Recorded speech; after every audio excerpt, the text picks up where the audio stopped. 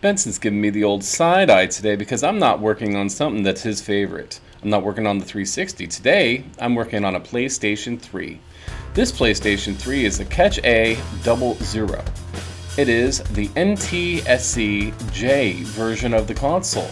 It's the first gen, and it's the one that has all of the extra stuff, including the memory card readers and all of the extra USB ports. This console did come with the 60GB drive originally, but I replaced it with a 500GB drive, so it could fit more games. Unfortunately, this console comes with another feature that was very popular amongst this generation of consoles: the yellow light of death. While I'd love to fix the yellow light of death on a console like this, I just don't think I have the tools or the skill set to do it. So I decided to splurge and get a PlayStation 3 Slim from shopgoodwill.com for $50. It already has an advantage over my original PlayStation 3 because it powers on. This one is the Catch 2001A, and for what it lacks in USB ports, it makes up for in functionality. It works. That's important. Now it's time to test out to see if the drive works. I pop in this wonderful, timeless game and let it go through its 17 terabyte installation process, which takes 25 hours exactly. And then, rise and shine, Mr. Freeman.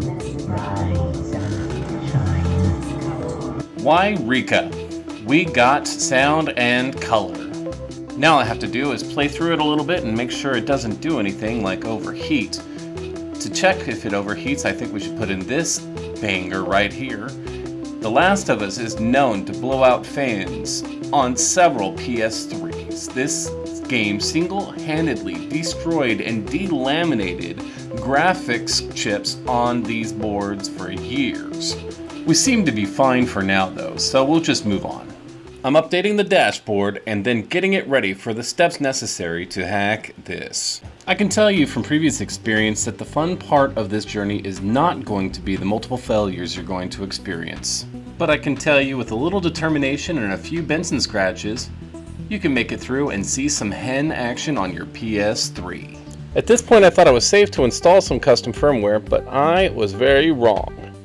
Look at this thing fail. Just like that. It's because I missed a step along the way. Now if you want to load your custom firmware, you're going to have to make some changes to your bootloader, and that's what I'm doing right now.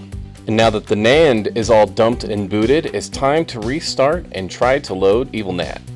We have our USB drive ready and we're installing and we're hoping for the best. And look, EvilNAT. Beanpot, mission accomplished. To make sure everything works properly, we go ahead and we play one of the installed games from the hard drive. Wait for it to load. There we go. Demon Souls, just for you. Now the next step in this journey is to upgrade the hard drive. This 120 gig will not do. It's old and I want something bigger anyway. So we're going to go ahead and go to my hard drive well. We're going to grab out a 1 terabyte hard drive. And with a little bit of editing magic, boom.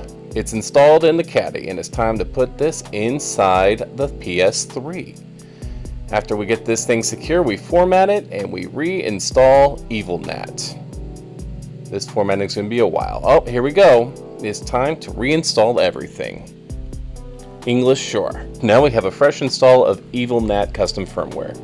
And the number one reason we want custom firmware on this, especially with Cobra, is because we want a little bit of backwards compatibility. We want to be able to play some PlayStation 2.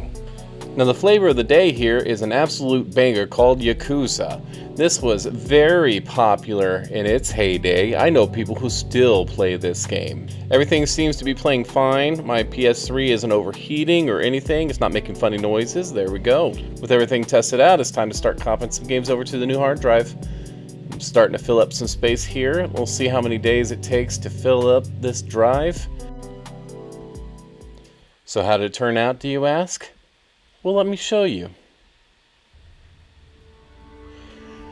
Just fine. It's a nice little welcome addition to my front room entertainment system. Look at this, custom firmware tools. Now this is really important if you're going to copy games over with a tool like FileZilla or something like that. Something you can FTP a bunch of games over. You just enable FTP from the desktop. I still haven't managed to fill up the hard drive as a terabyte of space. I have a bunch of PS3 games, a bunch of PS2 games, and a few PS1 games in there as well. It took me about 4 days to copy every CD over to the hard drive, and it's still not full, and I'm happy. And there's my Benson, just enjoying some Half-Life 2 with me, isn't he? He's the best. I know, huh? I know, huh? Yeah, you're my good girl. You are my good girl, huh? So join me next time, when either I finally make that welcome video for my channel, or I show you why the Intel X58 chipset is your best option for gaming in 2023. See you next time.